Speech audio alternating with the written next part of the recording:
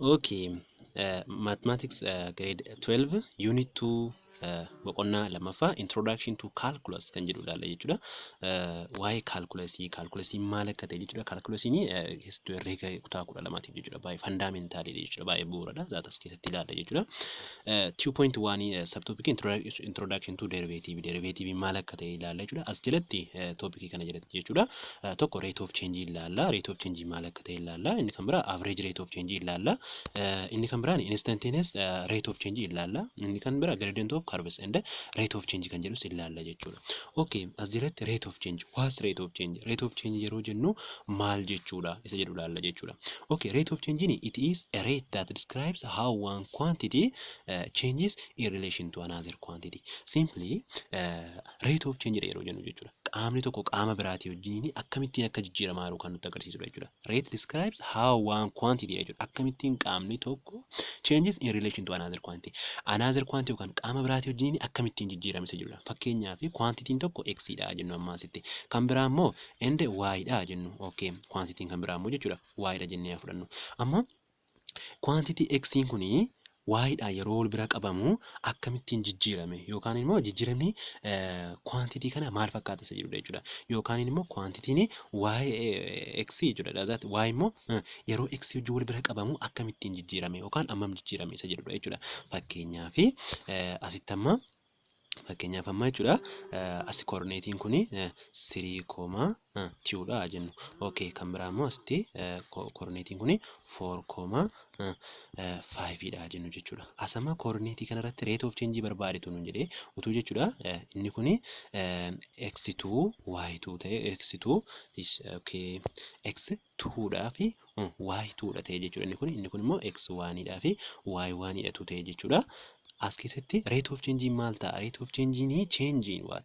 Change in x equal to that rate of change ni change in y over change in x dha jechuudha. Change in y means y2 minus y1 dha. Y2 keenya asitti meeqa 5 dha jechuudha. 5 minus 1 dha kun asitti mitiire 5 minus 1 over asii immoo 4 dha. 4 minus 3 dha jechuudha. 4 minus 3 x2 minus x1 dha waan ta'eef jechuudha. 4 minus 3 dha jechuudha. Okay, and this 5 minus 1 in 4 dha over 4 minus 3 immoo 1 dha jechuudha. Kanaaf iyyuu as keessatti 4 over 1 means 4 dha jechuudha. Equal to 4 dha jechuudha. Okay, asitti kan laallu gaamaa inni jechuudha. X'n keenya y jechuudha. Gaafa x'n tokkoon jijjiiramu jechuudha. Toma kun y coordinate akkasitiin qabaannee jechuudha. Gaafa y x'n tokkoon as akkas dhufu jechuudha. Fakkeenyaaf 3 irraa ka'ee gaafa x'n 4 ga'u y immoo tokkorraa ka'ee 4 ga'a. Gaafa inni 3 irraa ka'ee immoo 4 irraa ka'ee immoo x'n 5 ga'u y immoo 4 irraa ka'ee 8 ga'a. That means gaafa x'n tokkoon jijjiiramu jechuudha. Y meeqaan jijjiirama jechuudha? 4 jijjiirama. Average rate of change jechuun isa kanadha jechuudha. Qaama tokko biratti qaama tokkoon. That means gaafa x'n tokkoon jijjiiramu y immoo 4 jijjiirama jennee akkasitiin kan ibsinudha jechuudha. Okay.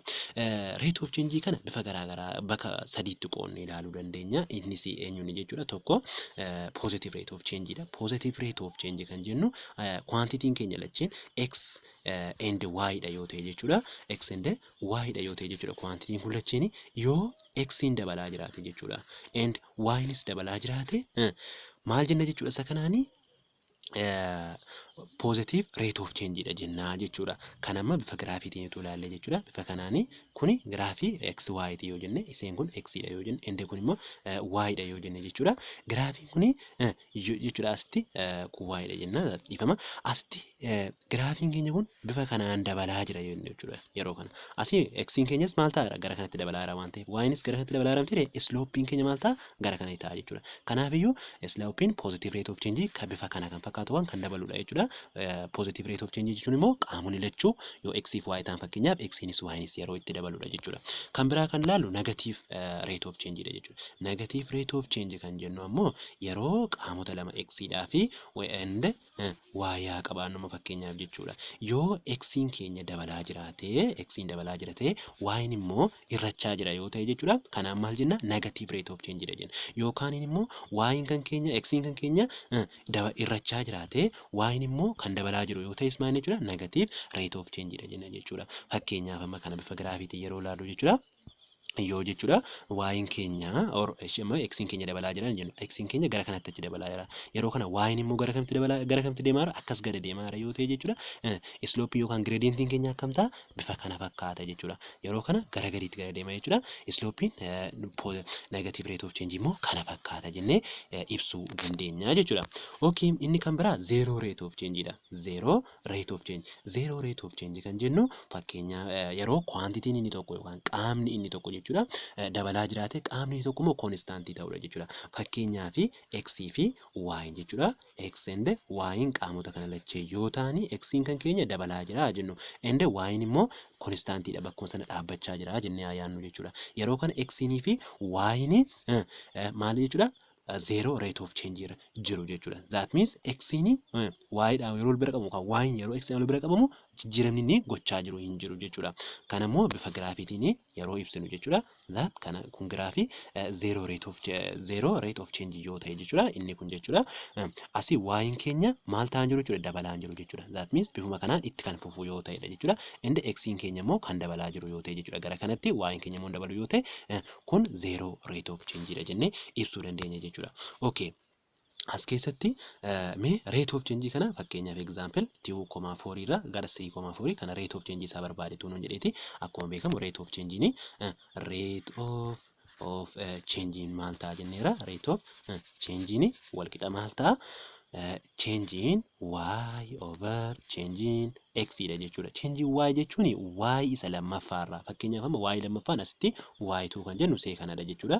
And y1 immoo see kanadha jechuudha. Kun immoo x2 dha asitti kun immoo x1 dha jechuudha. Kanaafiyyuu x1 irra y2 irraa minus y1 dha jechuudha. Y changing y jechuun over x changing x jechuun immoo x isa lammaffaa kanarraa jechuudha. X isa lammaffaa kanarraa eenyuun hir'isuudha jechuudha.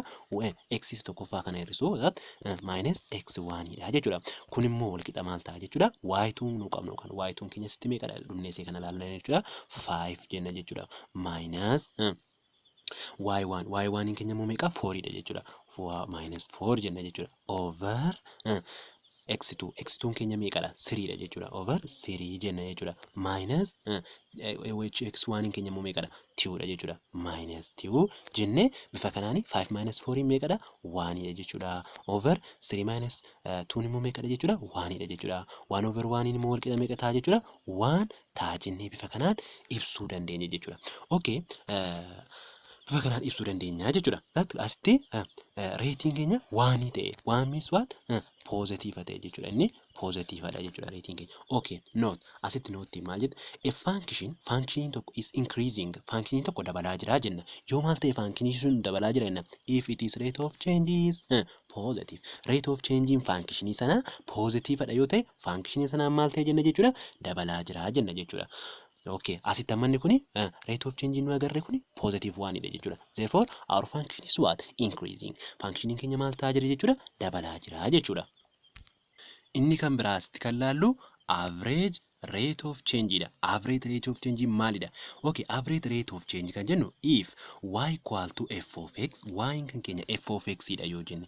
That means gatii y jechuudha. Y namasti y coordinate dha yoo ta'e kun jechuudha. Asiin kun x dha yoo ta'e jechuudha. Kun immoo y dha yoo ta'e jechuudha. Asitti y kuni f of x wajjin kan wal qixa ta'u yoo ta'e jechuudha. F of x dha wajjin yoo wal qixa ta'e function then is function y ni f of x dha wajjin wal qixa kan ta'e function f of x wajjin wal qixa ta'e yoo ta'e jechuudha. Y ni then the average rate of change ni of y kan y jechuudha. Y ni eenyudha f of x dha. Okay, kanaafu average rate of change kan y maal ta'a jechuudha eenyu wajjin yeroo eenyu wajjin bira qabne ilaallu kan x ti wajjin yeroo bira qabnu on the interval kana irratti jechuudha. Interval a, b irratti is given by expression kamiin kennamee jira jechuudha. Kamiin kennamee jira jechuudha. This equal to changing y over changing x dhaan kennamee jira jechuudha. This kun immoo wal qixa maalii jechuudha yoo average rate of change kan jennu f of x wajjin wal qixa inni irra y kan keenya. Kanaafiyyuu f of what b minus f of a over maaliiti jechuudha b minus a ta'a jechuudha. Maaltu average rate of change keenya isa kanaan kennamee jira jechuudha. Yes. Okay. Example asitti fakkeenyaa fi function yookaan f of x keenya nuu kennameera. Function asitti nuu kenname for x plus 2 dha. From x1 irraa function kuni x1 irraa gara x1 ni 2 irraa jechuudha. Gara kamitti jijjiirame? Gara x2 isa gatiinsaa 4 tti jijjiirameera jechuudha. Kanaaf iyyuu asitti average rate of change keenya barbaanna yoo ta'e average rate of change maal jenneerra? Average rate of change equal to what? Equal to change in y per change in x. Average rate of change asitti maal jenneera? Yeroonni f of x wajjin function kun wal qixa ta'udha. Innis yoo f of b minus f of a over b minus a yoo ta'edha jechuudha. Okay.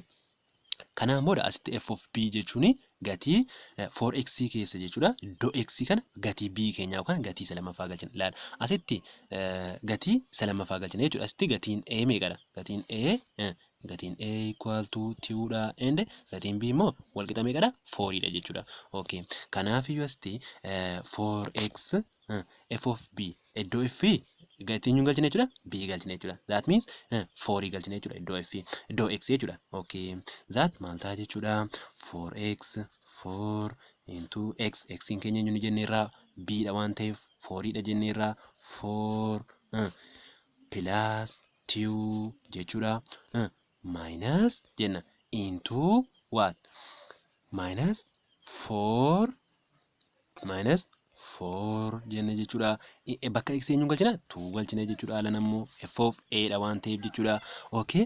Plus 2 over jenna. Over what? Over b minus c dha jechuudha. B keenya meeqa? 4 dha jechuudha. Minus c. C keenya immoo minus a dha dhiifama kun asitti. B minus a dha jechuudha. Asitti b minus a dha. A keenya meeqadha? That a keenya minus 2 dha jechuudha. Okay. Asitti 4 times 4 meeqadha? 16 jechuudha. 16 plus 2 dha minus 4 times 2. 4 times 2 natti meeqa? 8 jechuudha. 8 plus 2. 8 plus 2 immoo wal qixa meeqa? 10 dha jechuudha. Kanaaf iyyuu asitti binnee minus 10 ta'a jechuudha. Over 4 minus 2. 4 minus 2 immoo meeqa jechuudha? 2 dha jechuudha. Okay. This equal to 16 plus 2 meeqadha? 18 ta'a jechuudha. Minus 10 dha over 2 dha jechuudha. Okay. This equal to kun immoo wal qixa meeqa ta'a jechuudha? 18 minus 10 equal to what? 8 ta'a jechuudha. Over 2 immoo meeqadha? Equal to gatiin rate of change keenya 4 dha jechuudha. Har'aan dhugaa bye bye.